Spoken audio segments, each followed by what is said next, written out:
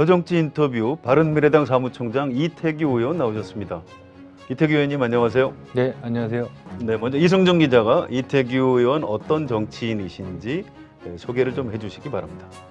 초선이지만 오랜 여의도 정당 생활로 여의도에서는 유명하신 분입니다. 네, 전략통으로 꼽혀오셨고요. 1990년 꼬마민주당 당직자로 여의도 생활을 시작하셨고 한나라당에서도 당직자나 보좌관을 하셨습니다.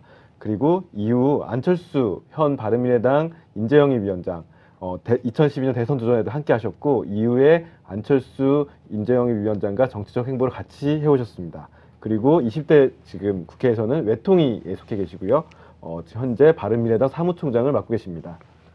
예, 뭐 소개한 내용 중에 뭐 이상한 건 없죠. 네, 없습니다. 예, 자 꼬마민주당에서 정당 생활을 하셨다는 걸 뭐 아는 분들은 많이 압니다만 또 모르시는 분들도 있는데, 그럼 그때 노무현 전 대통령하고 그때 노무현 전 대통령께서 그 꼬마민주당의 그 기획조정실장으로 계셨습니다. 그리고 그때 어쨌든 3당 야합이라고 표현했었죠. 네. 그 야합에 반대해서 새로운 개혁정당을 만들자 해서 그때 그 조순영 의원이나 또 이기택 의원, 또 노무현 의원, 이철 의원 뭐 많은 분들이 그때 어떤 개혁지향적인 분들이 그때 아마 처음으로 우리 그 야당에서는 정당사상 처음으로 그 당직자들 공채를 했습니다. 그렇죠. 예, 그때 이제 그 사회에서 어떤 그 사회 활동을 하거나 또 노동운동에서 현장에 있었던 분들이 많은 분들이 이제 그때 당직자로 들어가게 됐는데 그때 저도 그때 들어가게 돼서 이제 정당 생활을 시작하게 됐습니다. 자, 이제 당 사무총장이시니까 지방선거를 실무적으로 책임을 지셔야 되는 그런 자리인데요. 어제 안철수 위원장 서울시장 출마 선언이 있었는데요. 이번 6.13 지방선거에서 이제 바른미래당이 공천 또는 이제 뭐 당내 경선 이런 것들을 어떻게 하게 되는지 좀 소개를 해주시면 좋을 것 같습니다. 저희가 일단 지방 그 선거에 출마할 후보자를 모집하는 공고는 이미 냈고요. 네. 그래서 이번 달 10일부터 15일까지 일단 공모를 받습니다. 받아서 바로 이제 공천관리위원회에서 심사를 들어가게 될 텐데. 우리가 보통 저희가 이제 다른 정당에 비해서 통합 과정을 좀 거치느라고 지금 공천 작업이 조금 늦고 있습니다. 그래서 좀 신속하게 처리하려고 그렇게 계획을 좀 갖고 있고요. 잘 아시겠지만 이제 공천이란 부분이 이제 단수 공천을 하는 경우도 있고, 네. 또 당의 어떤 필요에 의해서 전략 공천하는 경우도 있고, 또 후보 간에 이제 우열을 가리기 어려울 때는 불가피하게 이제 경선을 통해서 결국은 후보를 공천을 해야 되는 이 세 가지 방법이 있는데, 그 부분에 대해서는 이제 구체적인 지침이나 이런 거는 이제 공천관리위원회 첫 회의가 열리면 거기서 결정해서 시행하려고 그렇게 좀 준비를 좀 하고 있습니다. 아직은 윤곽이 잡혀 있지 않은 상태군요. 뭐 개략적인 이제 방법이나 이런 거는 이제 여러 정당들이 그동안 이제 그 적용한 기준들이 있습니다. 그렇죠. 합리적인 기준. 네. 거기서 뭐 크게 벗어날 것 같지는 않습니다. 공천관리위원장은 선임이 됐습니까? 지금 국민대학교 목진유 교수님께서 네, 그 방송 많이 하시는 네, 거군요. 일단 그분을 모셔오기로 그렇게 했습니다. 그래도 오늘 의원총회 나오셔도 일단 인사 말씀 좀 하셨고요. 네, 네, 그렇군요. 예, 네. 알겠습니다. 그래서 저희가 이제 외부 인사를 위원장을 모시는 이유는 어쨌든 이 정당 내부의 시각보다는 외부의 시각에서 좀 보고, 또 공천 과정의 어떤 객관성이나 공정성을 조금 더 확보를 좀 해야 되겠다, 이런 차원에서 모셔오고 있다, 이런 말씀드립니다. 네, 그 목진희 교수님 저도 좀 아는데요. 성향은 약간 뭐 중도 보수 정도 되는데 굉장히 좀 객관적인 분이시고요. 또 성격이 좀 이렇게 온화하고 인품 자체가 좀 합리적이고 그런 분으로 알고 있습니다. 그래서 뭐 공천에는 뭐 진보적 관점이나 보수적 관점 이게 중요한 게 아니고, 그렇죠. 이게 정말 공정하냐, 그렇습니다. 페어하냐, 이거가 가장 중요하다고 생각이 듭니다. 네. 자, 지금 바른미래당이 여러 가지 당이 생긴 지 이제 얼마 되지 않고요. 여러 가지 좀 어려움이 예상이 되는데 17개 광역단체장 후보를 기준으로 질문을 드린다면 17군데 모두 다 후보를 내실 계획이죠. 당은 아마 모든 선거구에 후보를 다 내는 것을 목표로 하고 있습니다. 네. 목표로 하고 있는데 지금 후보군이 형성이 돼 있는 지역도 있고 아직까지 형성되지 못한 지역도 있습니다. 그렇지만 전 지역에 후보를 내는 걸 좀 목표로 하고 있다. 이런 말씀을 좀 드리겠습니다. 그렇군요. 자, 자유한국당에 대한 질문을 좀 드리겠습니다. 아무래도 지방선거에서 자유한국당하고 경쟁을 해야 되는 그런 지역이 많을 것 같은데요. 그래도 부자가 망해도 뭐 한 3년 간다 이런 말이 있듯이 또 현역 의원들이 이제 워낙 많이 있는 정당이고요. 자유한국당을 현실적으로 넘어서기가 쉽지는 않을 것 같은데 어떻게 전망을 하십니까?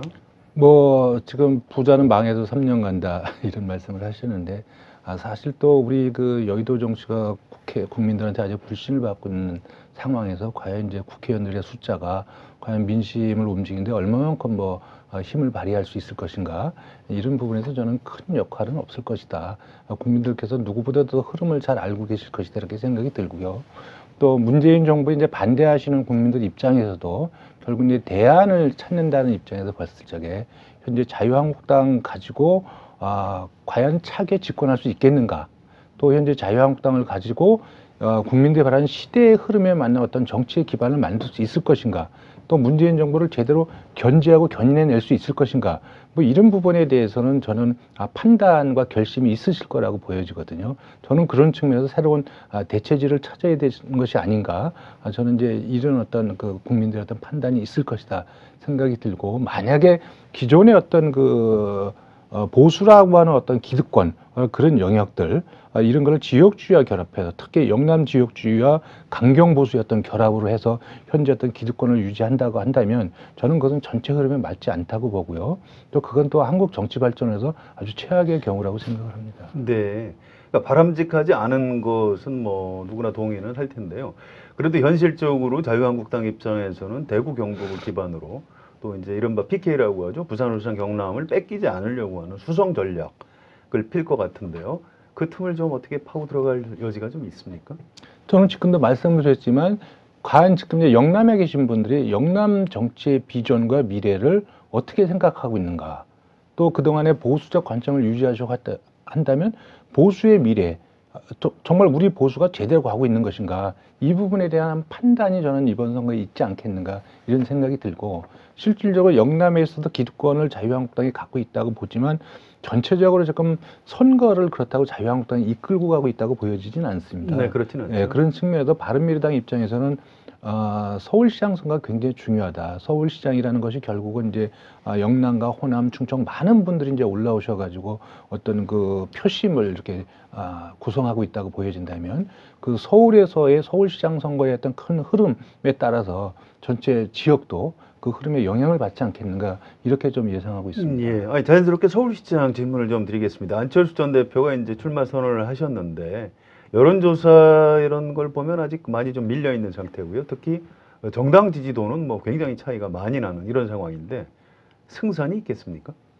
일단 저는 뭐 안철수 대표가 출마하는 분의 승산을 떠나서 일단 당이 어려운 상황에서 어떤 선당 후사의 정신으로 결심해달라고 하는 당의 요청을 본인이 수용을 해서 나가는 측면이 있기 때문에 그래서 선거 결과에 관계없이 그건 이제 당원과 지지자들한테 저는 판단을 받을 수 있다, 평가를 받을 수 있다 이렇게 생각이 들고요. 지금 입장에서 전체 아마 그 여론조사나 이런 걸 보면 이제 굉장히 뒤처져 있다고 생각이 들지만 또 조금 세부적으로 들어가서 어떤 50대의 어떤 표심, 또 그 무당층의 표심, 또 가정주부층의 표심을 보면 이건 충분히 승산이 있는 그런 어떤 그 여론조사의 어떤 지표들을 보여주고 있거든요. 네. 그런 측면에 있고 두 번째는 현재 지금 그 사회자께서 말씀하신 대로 불리한 구도 어려운 형편에 있다는 부분은 이제 여론조사 정당 구도상으로 굉장히 어려운 형편에 있는 거죠.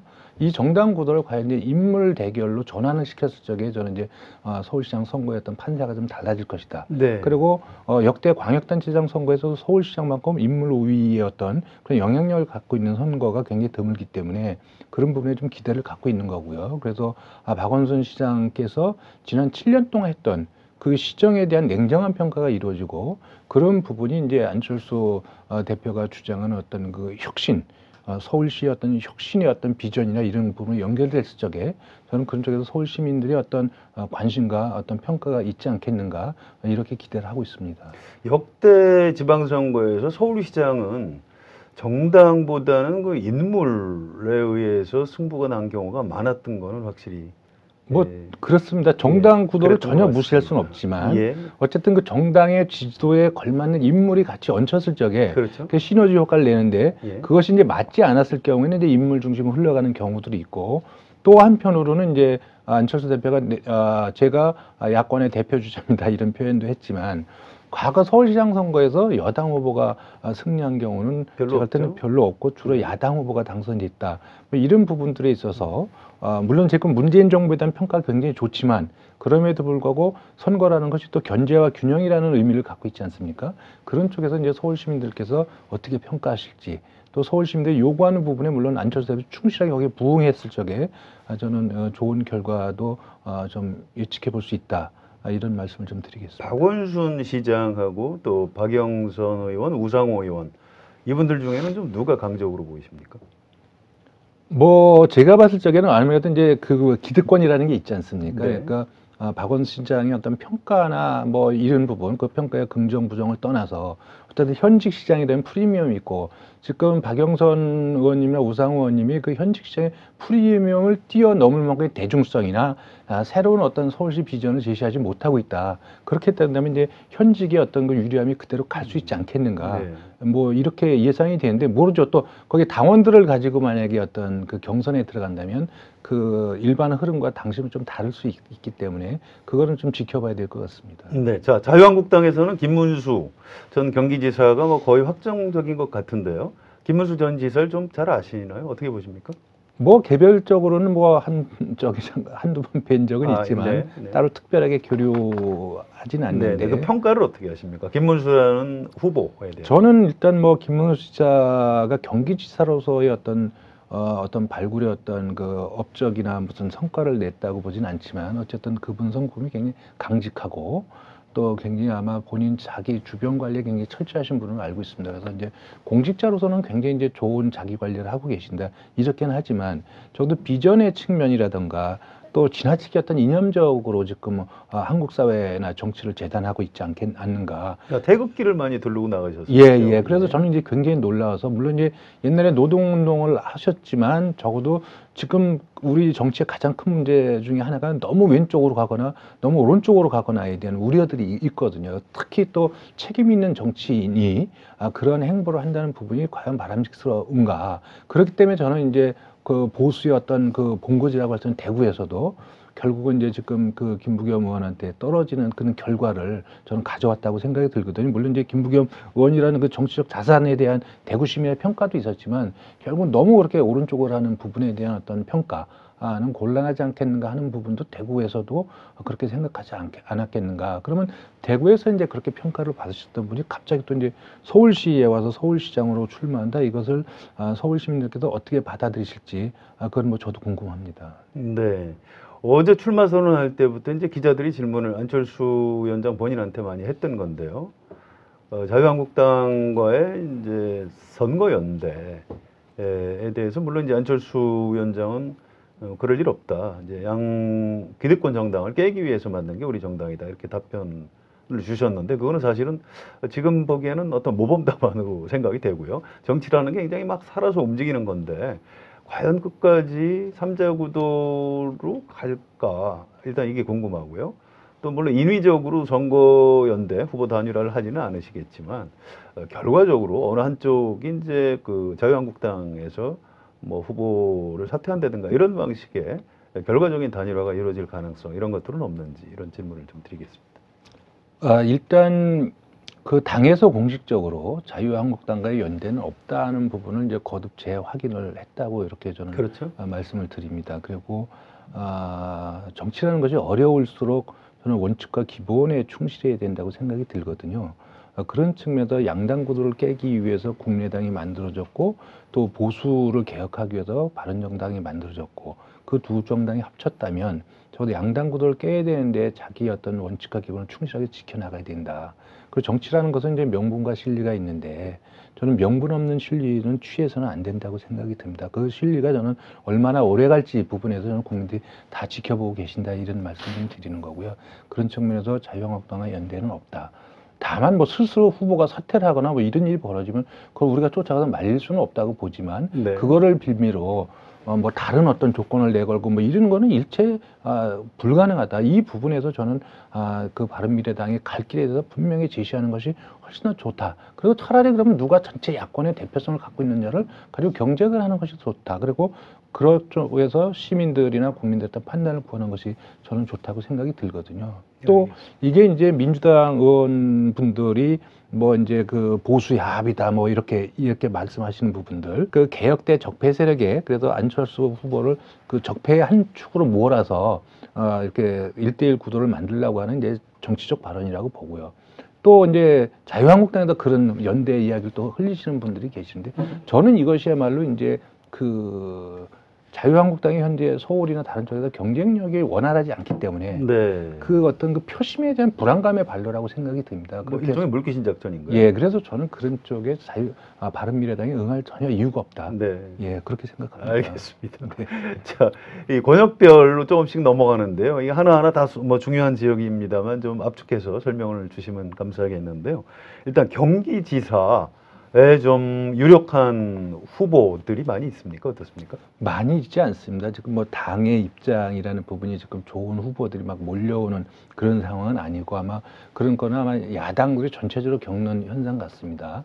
이게 여당을 빼놓고는 그런 측면에서 이제 외부 인사에 대한 접촉이나 이런 부분은 좀 진행 중인데 원활하지 않은 걸로 이렇게 됐고, 이제 당내 인사 중에서 이제 출마를 조금 검토하고 계시는 분들이 좀 계시는데, 위원장들이신가요? 뭐 현역 의원 현역 의원도 계시고 중에도 계시고 네. 전직 의원님 중에도 계시고. 그렇군요. 근데 이제 그 결심이 어떻게 될지 부분은 아직 조금 더 지켜봐야 되고 시간이 좀 있다. 네. 이런 말씀을 드립니다. 인천은 좀 사정이 어떻습니까? 거기도 마찬가지입니다. 지금. 그렇군요. 예, 다만 이제 그 저희가 서울시장 선거를 치르게 되면 이것이 이제 수도권 전체의 선거와 관련이 있는 거고, 그렇습니다. 사실 낮에 서울 시민의 어떤 반은 사실 어떤 수도권 주민들 아니겠습니까? 예, 그래서 제가 경기도 부천에 살면서 직장은 서울에 있는 사람. 네, 그래서 그 연계성이 있기 때문에, 그래서 네. 서울의 표심이 경기도로 가는 거고, 또 경기도 표심이 또 서울에 와서 작용을 하고, 이런 부분이 또 이 패키지 어떤 비전이나 이런 것도 같이 만들어야 되고 뭐 이러기 때문에, 안철수 그 시장 후보와 뭐 아직 확정은 안 됐지만 시장 후보가 같이 호흡을 맞춰서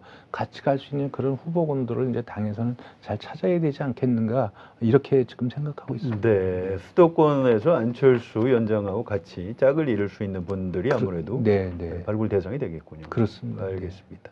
네. 자, 이승준 기자. 네, 사무총장님을 모셨으니까 좀 지역별로도 좀 물어보겠습니다. 네, 일단 먼저 호남 같은 경우는 현재 민주당에도 지지율이 뒤지고 민주평화당에도 뒤지는 상황이고요. 그러다 보니까 지금 호남 선거에 대해서는 지금 민주당과 민주평화당의 대결 구도까지 형성되고 있는 건데, 바른미래당은 호남 쪽에 후보를 좀 어떤 분들을 지금 고민하고 계신지.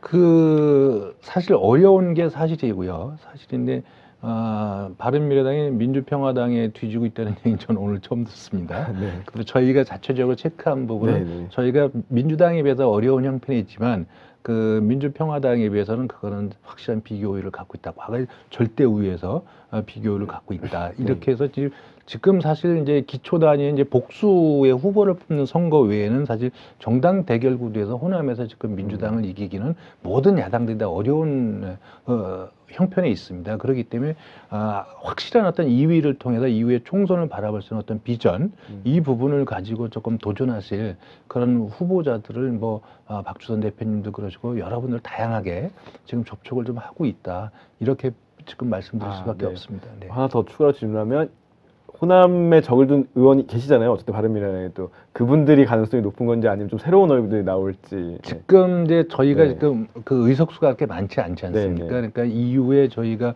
지방선거 이후를 또 생각을 하면 현재 국회 의석수를 또 유지하는 것도 네. 이 굉장히 중요하기 때문에 일단은 그 분들이 선거를 책임지고는 치르겠지만 새로운 인물들에 대한 어떤 접촉을 좀 하고 있는데, 사실 그 전에는 이게 적극적으로 좀 나서시겠다고 하셨다가 지금 좀 망설이고 있는, 그건 이제 지지율하고 좀 연관관계가 있지 않습니까? 과거에 이제 저희가 18%, 19% 통합전에 이렇게 했을 적에는 굉장히 많은 분들이 이제 출마를 결심하고 이렇게 했는데, 지금 내려오니까 이제 약간 이제 주춤하고 계시는, 그래서 이제 그 분들에 대해서 좀 더 장기적 관점에서 정치를 해야 되고, 또 결국은 과거에 우리가 통합하는 과정에서 우리가 보수랑 야합을 했다.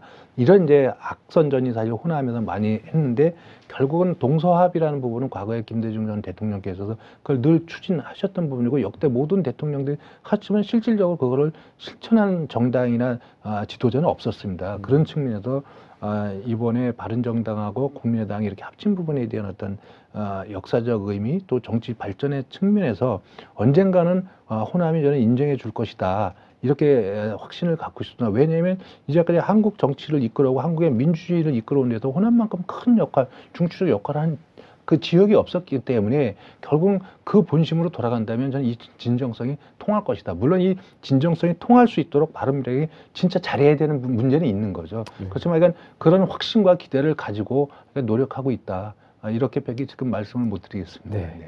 그리고 이제 동서화합 말씀하셨는데 영남 같은 경우는 지금 어떻게 좀 보고 계신가요? 네.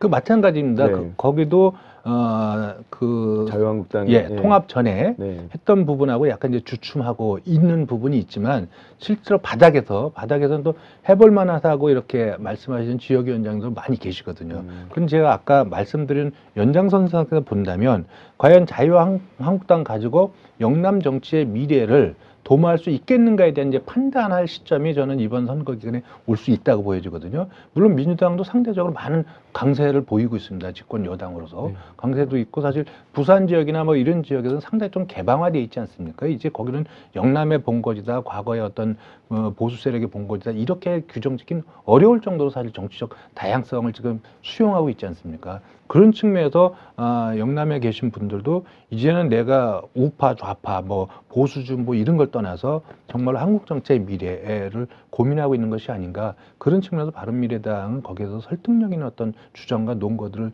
제시한다면 저는 자유한국당하고 충분한 경쟁이 될 수 있다 이렇게 예상하고 있습니다. 네, 이제 그 경쟁을 위해서 바른미래당이 창당하면서 자유한국당을 주변화시키겠다는 것들을 많이 말씀하셨잖아요. 근데 경쟁을 위해서 유승민 대표가 대구에 출마하지 않느냐는 얘기가 계속 나오고 있는데요. 물론 본인은 계속 선을 긋고 있지만요. 이 출마 가능성 좀 어떻게 봐야 하나요? 저는 이제 유승민 대표는 어쨌든 말씀을 이렇게 쉽게 하시는 분은 아니세요. 그래서 한번 나는 당대표로서 요번에 당 선거를 지휘하고 그다음에 선거가 끝나면 깨끗하게 결과와 관계없이 이제 물러나겠다 이 말씀을 하셨기 때문에 저는 그 말씀을 존중해서 저는 선거를 준비하는 것이 맞다 이렇게 보여지고 또 이제 당에 이제 지금 보면 이제 호남을 대표하신다고 보면 이제 우리 박주성 공동 대표님이 계시고 또 영남의 일종의 상징성을 갖고 있다면 이제 유승민 대표님 계시고 또 상대적으로 이제 수도권이라든지 또 뭐 이렇게 하면 이제 안철수 대표님 이렇게 하면 또 그 유승민 대표께서 지원 유세나 뭐 여러 가지 분야 할 역할들이 많이 계시거든요. 그래서 이제 당에서도 직접 출마를 했으면 좋겠다 이런 요청도 있었지만 지금은 그 당이 그것도 중요하지만 또 이렇게 유 대표님이 선거를 지휘하고 박수선 대표님과 같이 이런 것도 굉장히 중요하다. 이런 쪽으로 지금 정리가 됐다 이런 말씀을 드립니다. 네.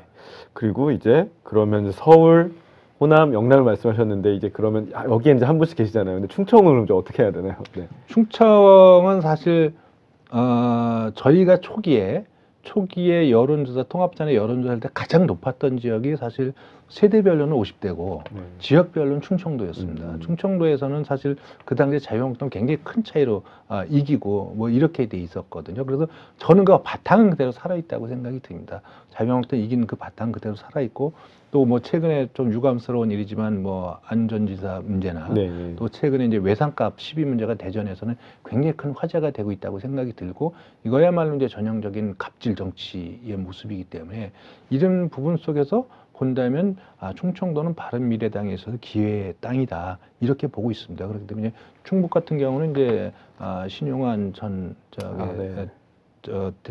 청와대 청년위원장이 나왔다고 또 대전에서도 이제 시장 출마를 하신 분들도 계시고 뭐 이렇게 본다면 저는 여기야말로 가장 의미 있는 지역이 될 수 있겠다 이렇게 기대를 갖고 있고 또 지역에서 좀 그렇게 좀 준비를 해나가고 있습니다. 네.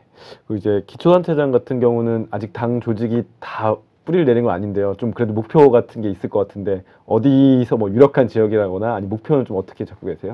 그거는 사실 거기까지는 아직 저희가 이번에 공모를 하면 현재 이제 그 예비 후보로 활동하시는 분들이 계실 거고 공모에 또 새로 오시는 분들을 봐야 되고 그랬을 적에 이제 상대 후보도 봐야 되는 거 아니겠습니까? 그럴 때 이제 얼마만큼 경쟁력이 있느냐 부분인데 어쨌든 이 기초단체장 같은 경우는 이제 정당 투표 경향성이 강해서 그러면 이제 정당 구도로 간다면 뭐 잘 아시겠지만 지금 여당이 민주당 빼놓고 야당 다 힘든 상황 아니겠습니까? 사실 그런 측면에서 제가 이제 그 섣불리 예측하기는 어려운데 다만 아까도 말씀드렸지만 이제 이 광역단체장과 기초단체장과 광역원 뭐 이런 부분은 굉장히 투표에 있어서 연관성을 갖습니다. 사실 어떻게 보면 그런 측면에서 이제 서울시 같은 경우에 만약에 안철수 대표가 후보로 확정이 되고 만약에 양강 구도를 형성을 해서 선전을 한다면 그 부분이 바른미래당의 그 기초단체장 선거에 굉장히 큰 영향을 줄 것이다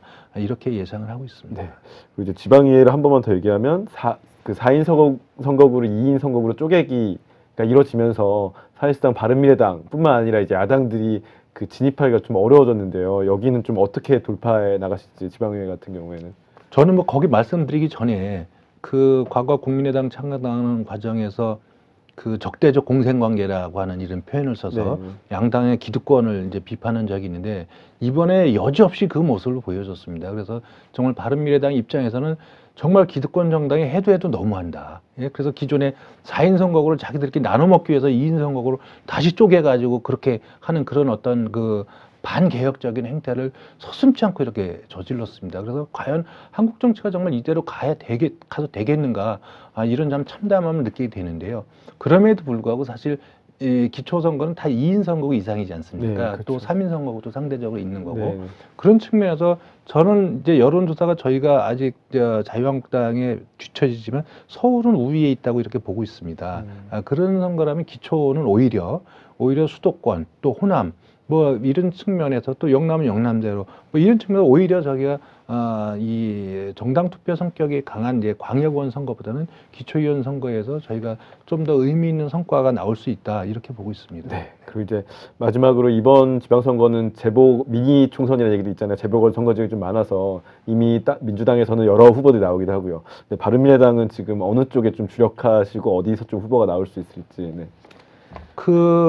아마 그것도 역시 이 서울시장 선거와 관련이 있기 때문에 지금 서울에 이제 지금 재보궐선거제가 2개가 있지 않습니까? 2개가 있고 또 민주당의 그 시장 후보 어떻게 되느냐에 따라서 이제 하나가 더 생길 수도 있고 안 생길 수도 있고 그런데 그런 측면에서 이제 천안까지를 수도권으로 본다면 왜냐하면 이제 천안에서 서울로 이제 거기도 굉장히 많은 분들이 이렇게 왕래를 하고 계시기 때문에 그런 측면에서 안철수 서울시장 선거를 중심으로 했을 적에 서울 지역에서의 재보궐선거 이 부분은 당의 역량을 조금 집중해야 될 지역이다 이렇게 보고 있습니다. 네, 알겠습니다. 예, 제가 좀 이어서 질문 드릴게요. 전 좀 약간 원론적인 긴 안목으로 바른미래당이 이제 잘 성공을 해서 우리나라에서 이제 뭐 다당제가 정착이 됐으면 좋겠다 이런 생각을 가지고 있는데요. 뭐 정의당도 좀 더 의석을 가져야 되고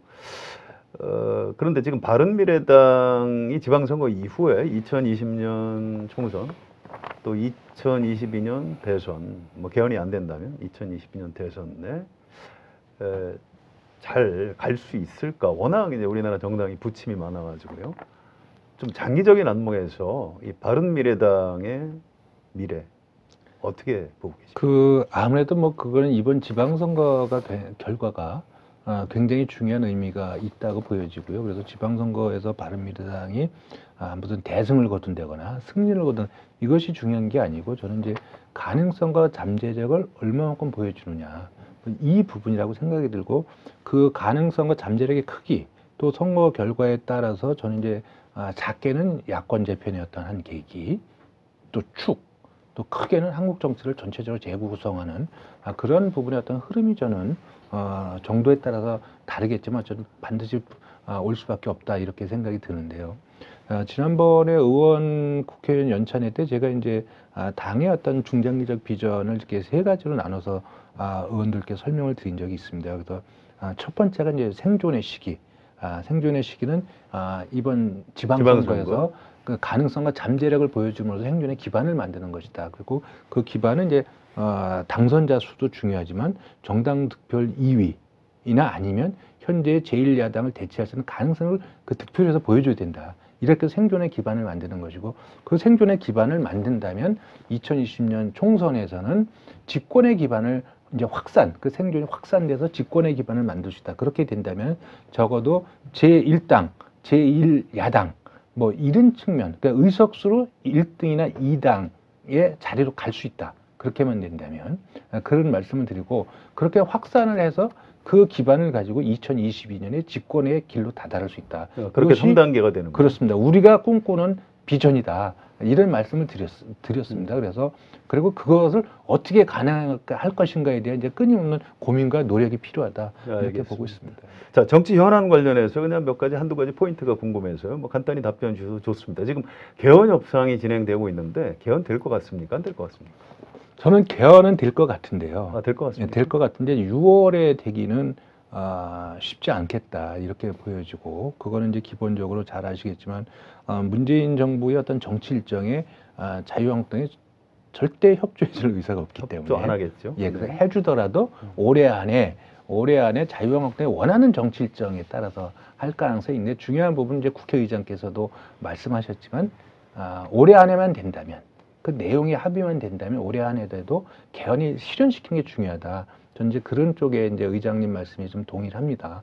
6월에 했으면 좋겠지만 그래도 어쨌든 해내는 게 중요하기 때문에 그런 입장에서 본다면 이제 바른미래당은 정부 형태나 이런 권력구조 부분에 대해서의 어떤 그 원내대표나 이제 헌정특위 위원들의 의견 이렇게 정해진 거 모아진 건 있고 이제 의원들을 최종적으로 의원들 의견을 수렴해서 결정을 해야 되겠지만 일단은 우리가 우리 것을 관철시키는 것보다는 개헌을 성사시키는 것이 중요하다. 그리고 여야가 모두가 제왕적 대통령제의 폐해를 인정을 하고 분권의 필요성을 다 인정을 합니다. 그러면 적어도 분권화된 어떤 정부 형태를 만든다면 저는 그것은 현재의 헌법보다는 보다 진일보된 거라고 보여지거든요. 그러면 그것이 진일보된 거라고 하면 저는 그걸 수용을 해서 가야 되는데 중요한 부분은 양당이 이 부분을 그런 관점에서 접근하는 것이 아니라 하나의 기싸움 또 정치의 어떤 헤게모니 차원에서 좀 접근하고 있다. 그렇기 때문에 일이 잘 진척이 안 되고 있다. 이런 말씀을 좀 드리고 네. 지금 개헌이 안 되고 있는 부분에 대해서는 사실 그 덩치 큰 이 두 당의 책임이 굉장히 크다.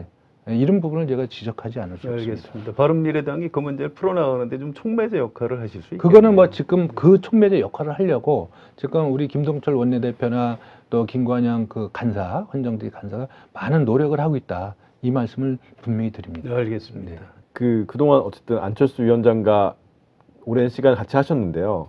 그동안 안철수 위원장이 정계에 입문한 뒤로 많이 또 바뀌기도 하고 여러 가지 변화가 있었는데 옆에서 보시기에 장점과 단점이 뭔지 하나씩만 좀 언급해 주시면 어떨까요? 네. 글쎄요, 네.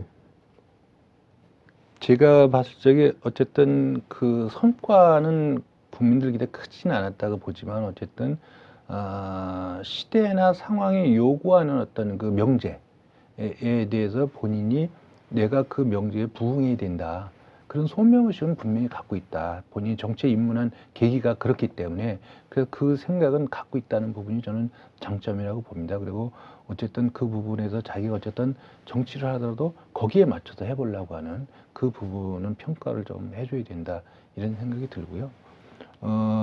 또 어떻게 보면 이제 과거에 이제 청춘 콘서트나 이런 걸 해서 이제 소통의 대명사였는데 실제로 여기 들어가다 보니까 이제 굉장히 조금 드라이합니다. 드라이하고 건조하고 그러니까 어떻게 소통에 조금 문제가 있다는 지적을 받거든요. 이것이 이제 딱 좋게 보면 이제 서구식 합리주의 뭐 이렇게 보는데 이게 그 한국의 어떤 정치 정서로 보면 지나치게 사무적으로 해야 한다. 이런 부분이기 때문에 이제 오히려 이 좋은 사람들이 조금 올 수 있는 그런 계기들 스스로 놓치고 있는 거 아닌가 이런 부분들이 아마 본인이 좀 보완할 점이다 이렇게 보고 있습니다. 네.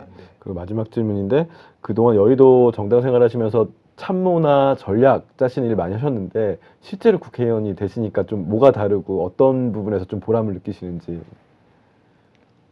어쨌든 제가 한국 정치가 국민들한테 많은 비판을 받지만 제가 상임위 활동을 하면서 보면 진짜 헌신적으로 준비 많이 해오셔가지고 노력하시는 국회의원들이 굉장히 많이 있다.